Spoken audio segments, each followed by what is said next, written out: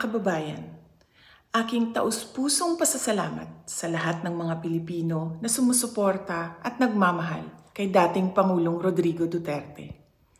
Sa mga kababayan natin sa Pilipinas, the Netherlands at iba't ibang panig ng mundo, napakalaking bagay para kay Pangulong Duterte ang pagtitipon ninyo para sa kanyang pag-uwi at kaarawan.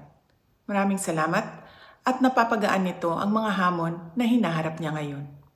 Alam din ni Pangulong Duterte na haharapin niya ang ICC na kasama ang lahat ng mga Pilipino sa iba't ibang panig ng mundo, lalo na ang mga kababayan natin sa Pilipinas. Sa kanyang pagdiriwang ng kanyang 80th birthday, huwag nating kalimutan na ipagdasal sa Diyos na sana ay biyayaan pa siya ng mas magandang kalusugan at mas mahabang buhay. Hilingin din natin sa Diyos na sana ay makauwi na agad si Pangulong Duterte sa Pilipinas. Ang ating mga pagtitipon ay nagpapatunay ng lakas, tapang at paninindigan ng mga Pilipino. Sana ay magpatuloy din ang inyong suporta at pagmamahal sa ating dating Pangulo hanggang sa darating na halalan ng ating mga senador.